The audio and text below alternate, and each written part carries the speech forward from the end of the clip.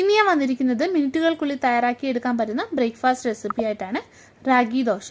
അപ്പോൾ ഇത് ചെയ്തെടുക്കുന്നത് എങ്ങനെയെന്ന് നോക്കി വരാം. റാഗി ദോശയ്ക്കുള്ള മാവ് കലക്കാൻ വേണ്ടിയിട്ട് ബൗളിലേക്ക് റാഗിപ്പൊടി ഇട്ട് കൊടുക്കാം. ഇത് ഞാൻ 1/2 കപ്പ് റാഗിപ്പൊടിയാണ് എടുത്തിരിക്കുന്നത്. പിന്നെ 1/4 കപ്പ് അരിപ്പൊടി ചേർക്കാം.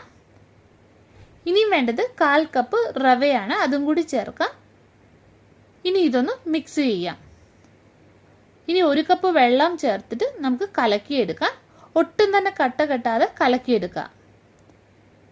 ഇനി ഇതിലേക്ക് 1 കപ്പ് കൂടെ വെള്ളം നമുക്ക് ചേർത്തിട്ട് മാവൊന്ന് ലൂസാക്കിയിട്ട് എടുക്കാം. റവ ദോശയൊക്കെ തയ്യാറാക്കുമ്പോൾ മാവ് ലൂസാക്കത്തില്ല, അതുപോലെ. അപ്പോൾ ഇതിൽ ഞാൻ ടോട്ടൽ 2 കപ്പ് വെള്ളമാണ് ഒഴിച്ചു കൊടുത്തിരിക്കുന്നത്. ഇനി ആവശ്യത്തിന് ഉപ്പ് ചേർക്കാം. ഇനി ഒരു നുള്ളു കായപ്പൊടി ചേർക്കാം. ഇനി ഇത് നല്ലോണം ഒന്ന് ഇളക്കി യോജിപ്പിക്കാം. ഇനി ഇതിലേക്ക് ഒരു പച്ചമുളക് കട്ട് ചെയ്തത് ചേർക്കാം. പിന്നെ ഒരു ചെറിയ സവാള കട്ട് ചെയ്തത് ചേർക്കാം. ഇനി ഇതൊരു 10 മിനിറ്റത്തേക്ക് നമുക്ക് മാറ്റി വയ്ക്കി റവയൊക്കെ ഒന്ന് കുതിർന്ന് കിട്ടാൻ വേണ്ടിയിട്ട്. എന്നിട്ട് ഇതിൻ്റെ ദോശ നമുക്ക് ചുട്ടെടുക്കാം. ഓരോ തവണ ദോശ ചുടുമ്പോഴും മാവ് നല്ലോണം ഇളക്കി കൊടുക്കണേ, എന്നിട്ട് മാത്രമേ ദോശക്കല്ലിലേക്ക് ഒഴിച്ചു കൊടുക്കാവൂ. അപ്പോൾ ദോശക്കല്ല് ചൂടായി വന്നിട്ടുണ്ട്. ഇതിലേക്ക് ഓയിലോ നെയ്യോ പുരട്ടി കൊടുക്കുക. ഇനി കുറേശ്ശെ മാവ് ഇതുപോലെ ഒഴിച്ചു കൊടുക്കുക.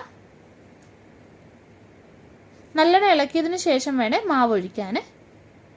ഇനി ഇതിൻ്റെ മുകളിൽ സ്വല്പം എണ്ണയോ നെയ്യോ നമുക്ക് തൂവി കൊടുക്കാം. ഒരു വശം ആകുമ്പോഴേ ഇത് തിരിച്ചിടാം.